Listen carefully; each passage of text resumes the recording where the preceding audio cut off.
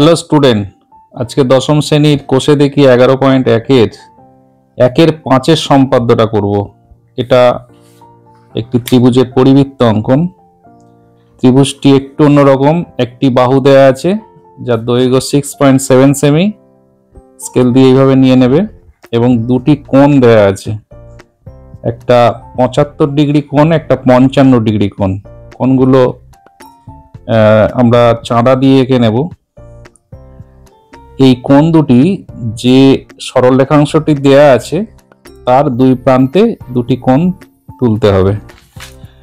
তো আমরা প্রথমে দেখো চাঁদা দিয়ে ঠিক এইভাবে একটা 75 ডিগ্রি এবং একটা 55 ডিগ্রি কোণ এঁকে নেব। চাঁদা ঠিক এরকম ভাবে সরলরেখা টেনে ঠিক এইভাবে করতে হবে কোণগুলো,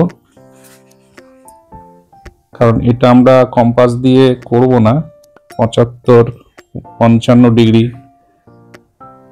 এটা আমরা চাঁদা ব্যবহার করেই করব। যে কোনো একটা মাপ নিয়ে এইভাবে কোণগুলো করে নেবে। এরপর খাতার ঠিক মিডিলে আমরা একটা বড় সরলরেখাংশ নেব,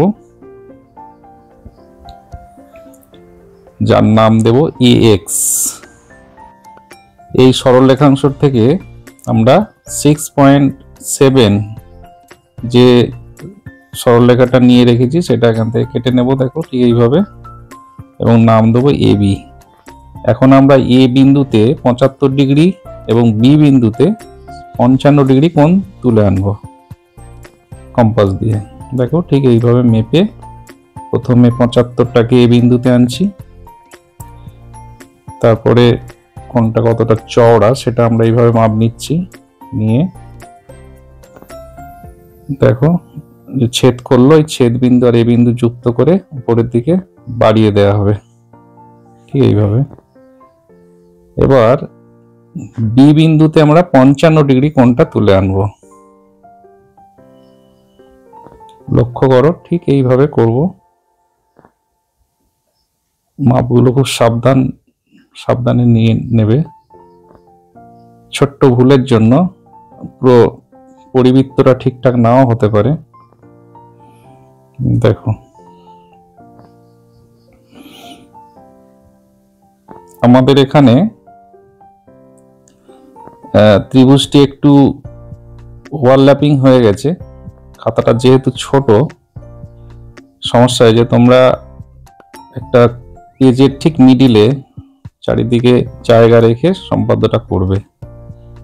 এবার আমরা দেখো ABC ত্রিভুজের পরিবৃত্ত আঁকছি। পরিবৃত্ত আঁকার পদ্ধতি একই। আমরা যে কোনো দুটো বাহুকে সমদ্বিখণ্ডিত করব।